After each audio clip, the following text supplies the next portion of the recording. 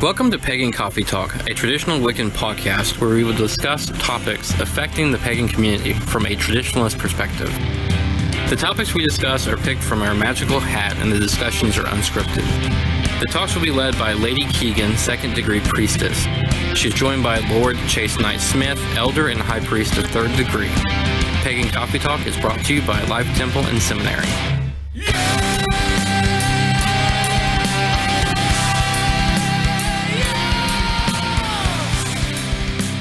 Welcome to Pagan Coffee Talk. I'm Oswin, and I'm filling in for Lady Keegan. I'm here talking with Lord Knight about ethics and morals. How are you? I'm fine, and you? I'm doing good. All right. You got your magical hat? Or the magical hat, should I say? The magical hat, yes. All right. And what subject are you pulling out of the magical hat today?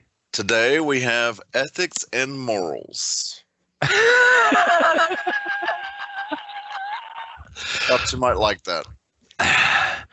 Well, first question we have to ask ourselves on this is what's ethics and what's morals?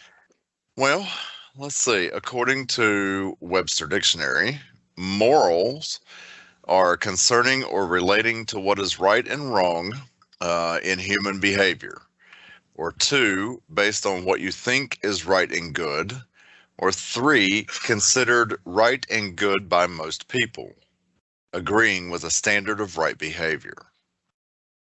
Ethics is considered, according to Cambridge Dictionary, is the study of what is morally right and wrong, or a set of beliefs about what is morally right and wrong. Well, I mean, don't get me wrong. The class I had on ethics, the way it was explained to me, and I could be wrong here, ethics is set up more by society, where morals are more individual. To give you an example of what I mean like this, you have 2 kids raised in a house with alcoholics. One might not drink at all, and the other one might. You know, the first kid might see it as morally all right to drink, where the other one won't. So morals are very personal, even in families. Okay. All right. Where ethics, I think, ethics do affect our morals, but that's more from our society, what we learn from our parents, from churches, from our religions, from school, and stuff like that. Now, to me, ethics can be more easily changed into laws versus morals. Because you got business people out there, they think it's all right to cheat somebody, but other people might not.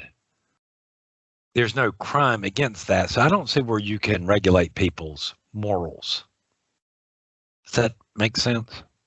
So would you say morals are more like a religious guideline? It's more of a personal guideline. Okay. Where you might see it wrong to go out and go hunting for animals, and somebody else might not. Again, Okay. These are moral standards. This is your standard where you're not going to cross a line, and this is where this other person will. Morals in a civilization is not always equal among everybody.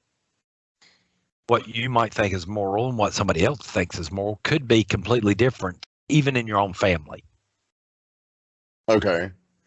Is it possible that morals could be ethical?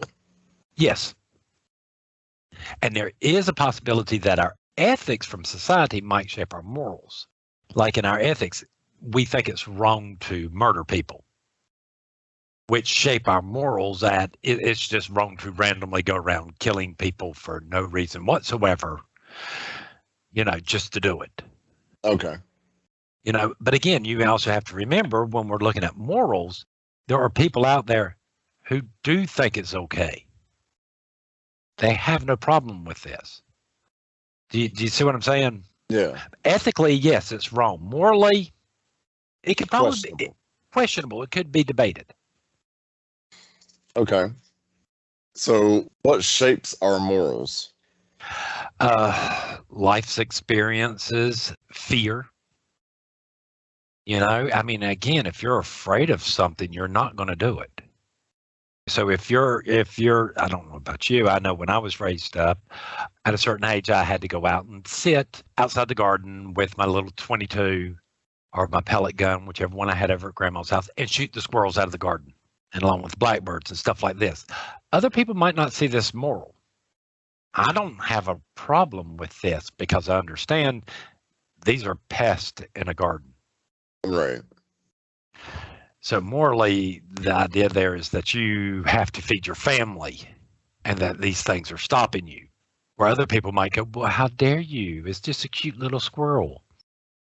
Am I making sense there? Yeah, I think so, yeah. That's why I think morals are very more personalized.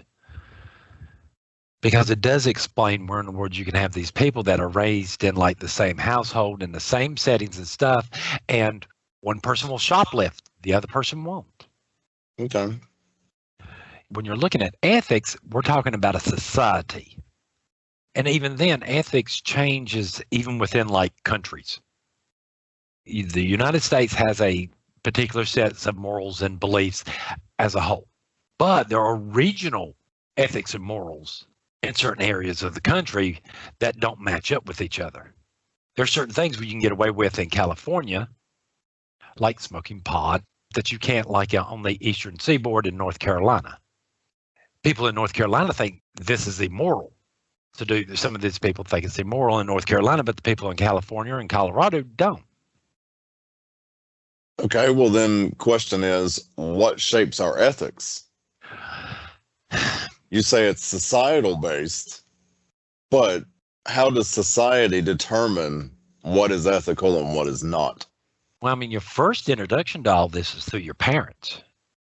Being raised Southern, especially that older Southern. I used to have a job up in Maryland.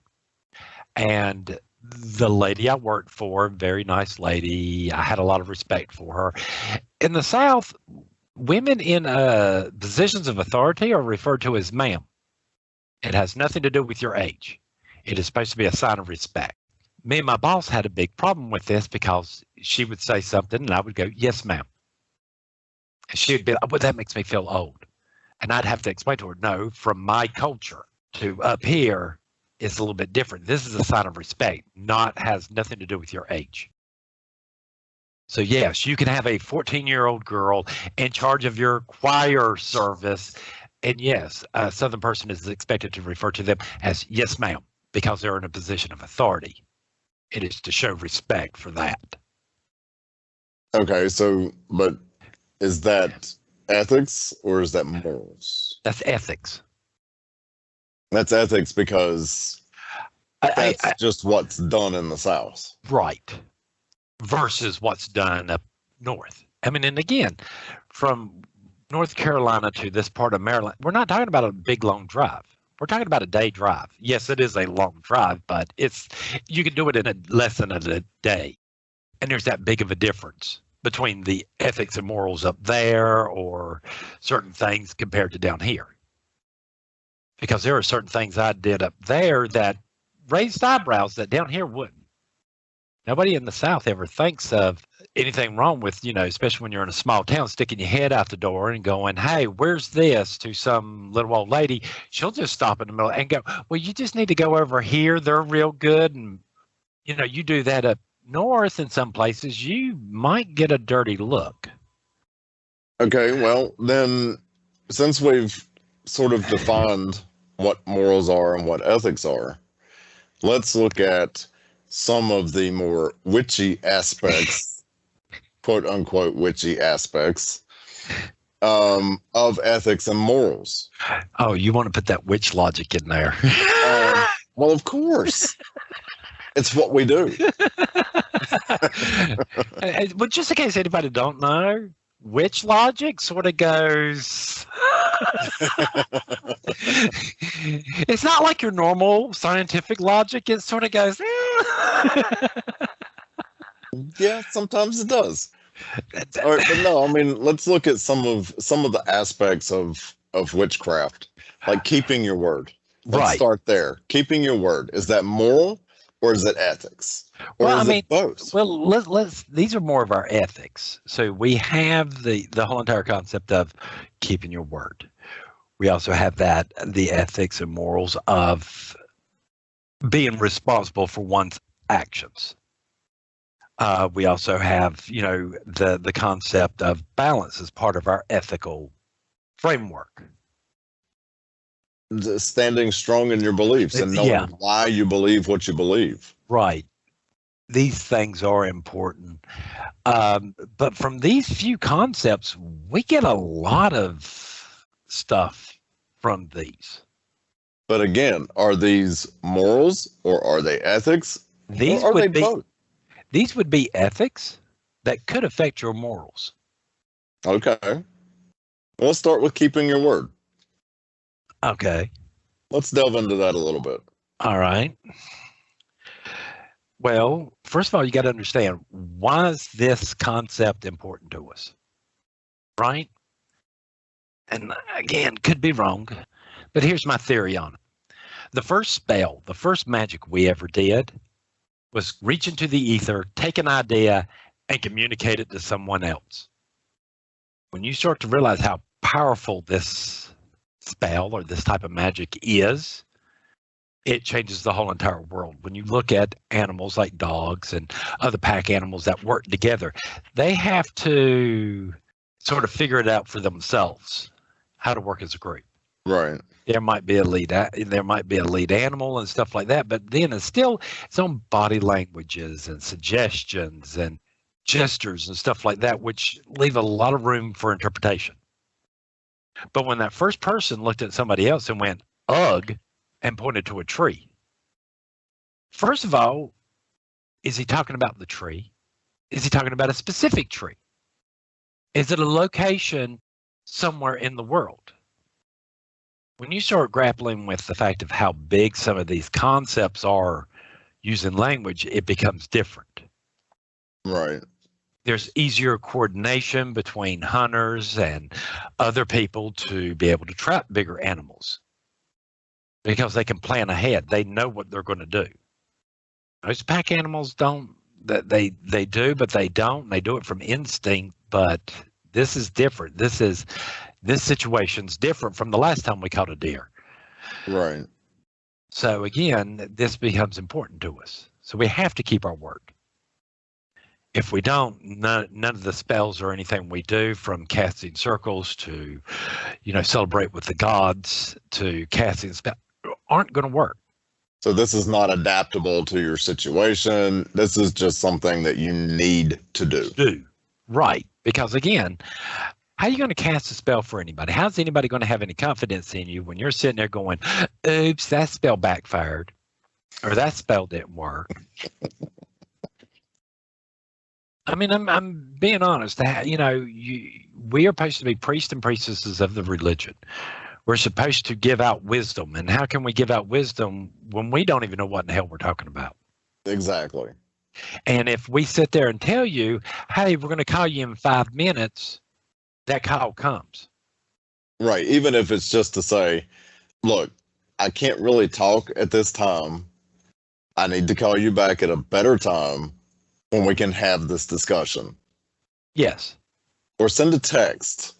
Some type of communication that says, either I'm going to talk to you now, or I can't talk right now. What's a good time to call you back? Even those automated texts. Hey, I'm driving a car. Right. It's still a response. It's still a response. Yes, it's an automated response, but I'd rather, if you are driving, to get that, to go, well, they're just driving. Exactly. Let's be safe about this. Let's be safe. Maybe I can call them instead and we can talk that way. But again, the idea there is if you say you're going to do something, you should do it. There shouldn't be no questions or anything about it. If you say you're going to show up at 7, show up at 7. I'm sorry. We take oaths and keep our words all the time, and deity and other things judge us on that. We judge ourselves on that. Absolutely. I mean, how reliable are you when you sit there and go, hey, I'm going to be there for you. I'm going to be your priest and priestess, but I'm not going to answer the phone all the time, or I'm going to take 2 weeks to call you when you're in the middle of an emergency. Well, and this also ties into taking responsibility for your own actions. Well, yeah, but again, Because if you're keeping your word, you're taking that responsibility. yes. So this leads into that is if you're not accepting responsibility for your actions, you're not keeping your word. Who's going to trust? Are you really going to trust someone who can't show, that tells you all the time, hey, I'm going to show up at 8:00 and they always show up at 9 to do a freaking spell for you? How you know it's not going to show up late? How you know it's going to show up at all? You know, again, because words are, people treat words meaningless now. It's easier to sit there and go, yeah, I'll call you back in a minute. 2 days later. 2 days later is not a minute. Right. If you think it's going to be longer than that, hey, look, I'll call you back tomorrow. Well, that's not what I meant when I said a minute. No. Well, again, we get this Well, concept. then, yeah. Why did you tell me? Why did you tell me that? Well, we also have the concept, of keep your words and thoughts in order. Right. Mean what you say what you mean. It's not that hard. If this is what you said, this is what you meant. I shouldn't have to interpret. I shouldn't have to guess. Right. It eliminates any questions or any doubts about what you said. Right. If you just say what you mean and mean what you say, it's there. There will be no questions. I mean, don't get me wrong. Does this stuff interfere with, the promises I make and trying to keep them? Does it interfere with my life? Yes. But Absolutely. But I made the promise to begin with. Well, then we're back to don't promise anything that you don't think you're not going to be able to do. No, I mean, when we start telling people, if you sit there, because like when I'm teaching class and we're talking about this concept is, yes, if you tell me it's going to rain tomorrow and there's a chance it might not, you better be getting a hose pipe and following me around all damn day, sprinkling water on me to make me think it's raining. Right. I don't see where people's problem is with this concept. How hard is it to keep your word? And what I mean by that is you also got to be careful what you give your word to. Right. You can't just do it willy-nilly and not really think about it and be happy. Somebody asking you a question to do something or to give an answer, you need to stop and listen to them. Well, it's like at work. I work in a hospital. And when somebody asks me to do something, say the OR calls and asks me to do something, I better make sure I know what they're asking for before I agree to do it. Because it could be something I have no idea what it is. Well, I mean, I've had one of them jobs where for many years where my job was something else. Right. I was part of a department like housekeeping, but my job rarely dealt with housekeeping. Right. People relied on me to do what in the world I said I was going to do and the order in which I said I was going to do it. There had been many people over the years that suddenly get surprised where I pop up and go, hey, well, you told me 6 months ago you needed the table. Here, I thought this might work for you. I was going to bring it by before I took it out to the warehouse or whatever, see if you need it. Right. And the person sitting there finally seeing the table, and when I'm bringing them, I had forgotten all about that. You'd be surprised at how many people start to pay you attention when you actually start behaving this way. Oh, absolutely. I'm going to say I've had a lot of jobs where I've done that, and people become awful friendly all of a sudden. Well, yeah. I mean, even at work, there's been people who other employees say they have problems with. But I've never had a problem with these people because I've always been forthright. Everything that I've said I would do for them, I've done. Well, see, this also helps out to where if you look at somebody and go, yeah, I don't think, you're sitting there looking at your watch going, well, this might not get done in this time. I understand what you're asking, but no, I can't do this. I can work on this tomorrow. I can work on this tomorrow, or you could try to get somebody else to do it on a different shift. Right. Or at a different time. That, to me, still being honest, I'd rather you sit there and tell me you can't do something or something that's become too hard than just to not do it at all or avoid it at all cost. Yeah, right. We've had late requests come in, and I've had to tell people it's not going to get done on this shift, but I will pass it along to the next shift Well, even and make sure that they take care of it. Well, even in temple, we'll get requests, hey, come bless my home and blah, blah, blah. And we're in Texas. Right. I'm sorry, we're a little itty bitty temple, and I don't have the money just to buy a plane ticket to go out to Texas for a couple of hours to bless your home. I can't promise that. And I'm straight up and honest with these people. When you come into class, I flat out tell you, hey, I'll teach you a way. What you get out of it, again, is you. Right. You get your 13 classes and, you might get initiated, you might not. I just think it's easier when you're doing that, where you sort of tell the truth. Oh, absolutely. Because then you're not having to constantly remember, what did I tell this person? Right. What did I tell this person over here versus that person over there? Well, once you start living that way, it also becomes easier of, I promise this person I will do this, to keep that, because again, it's in your head that this is not like something you do in 5 seconds flat. Right. You didn't promise them it would be done right away, but you did promise them it would get done. Right. Or you didn't promise them that you could do this, but you promised them that you would try. And you explain your limitations to them. If you're just upfront and honest, it saves a lot of headache in the long run. Yeah. And it helps you keep your word in the long run.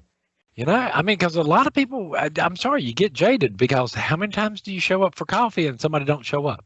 Right. How many times you hear, hey, yeah, I'll come and help you move. And then when it comes down to the day, oh, no, my dog's sick. What? Excuse me? But then when the shoe's on the other foot, like I said, I've known a lot of times where I've had to leave or stop wanting what I'm doing to go do something else because I promised I'd go do it. Right. It might not be the most convenient time. It's usually not.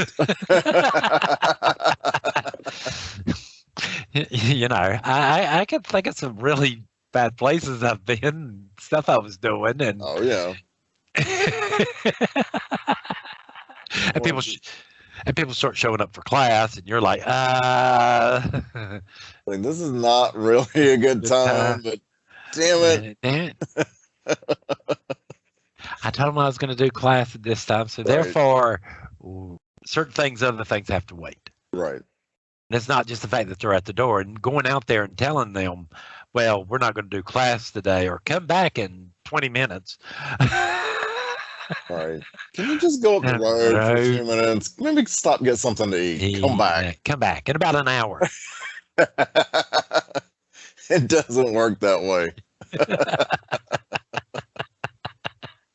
Again, you told a student.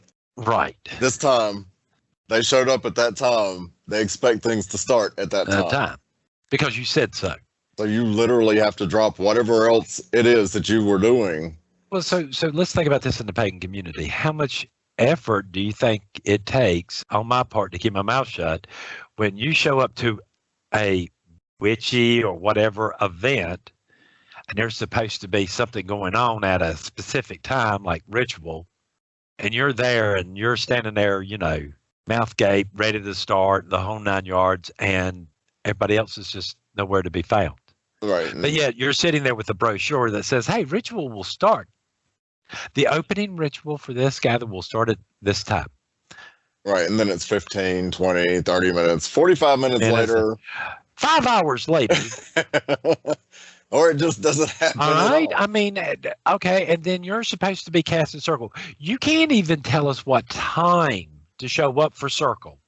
To have circle, how in the world are you going to facilitate that spiritual thing? How in the world can you sit there and say, yes, this is what we are doing as a group with our abilities? How am I supposed to believe you? You can't even show up on time. Right, because that is a very spiritual thing. And yeah, again, if you don't have this ties in with, if you don't have your spiritual life in balance, nothing else falls in place. Right. Which is another one of our... Well, and again, just like, we talked about spirituality and mundane. hence the reason we separated, because yes, when you go into the spiritual, it puts you more into that chaos and random. Time for these people that stay in this type of state is irrelevant. Right. So there's got to be somebody to sit there, and well, normally it falls upon our priestesses to do this. It's the priest's job to go, hey, it's time, you got 5 minutes, ritual's about to start. Get your stuff together. And there shouldn't be an argument there. You're the priestess, you said you would do this, therefore you are. Right, but I'm of the belief, and I believe you are too, that you can't spend all your time in the spiritual realm of things. Oh, you no. have to come back. You have to ground. You have to be in this world. So you have to operate in this world. So you need to spend time in this world. It's not going to go away. It's not going to make it any easier. Would we all just love to spend time in the spiritual realm? Of course we would. It's so much better. But we can't. No. We have people to interact with. We have things. We have responsibilities. Priests and priestesses have responsibility, and no, you can't be, there are times that we have to, as a priest, that I got to put off what I want to do, spiritually or not, to help somebody else out. Right. I get texts and stuff. Hey, you busy? I got a question. So, go figure. Right. So, I'm about out of coffee. Oh, good, because I'm out of coffee too. I guess when we come back, we'll finish the ethics and morals talk. Sure, yes. All right. Thank you for listening to Pagan Coffee Talk. I hope you join us next week. We travel down this trodden path, the maze of stone and mire. Just hold my hand as we pass by a sea of blazing pyres. And so it is the end of our days, so walk with me till morning breaks. And so it is the end of our days, so walk with me till morning breaks.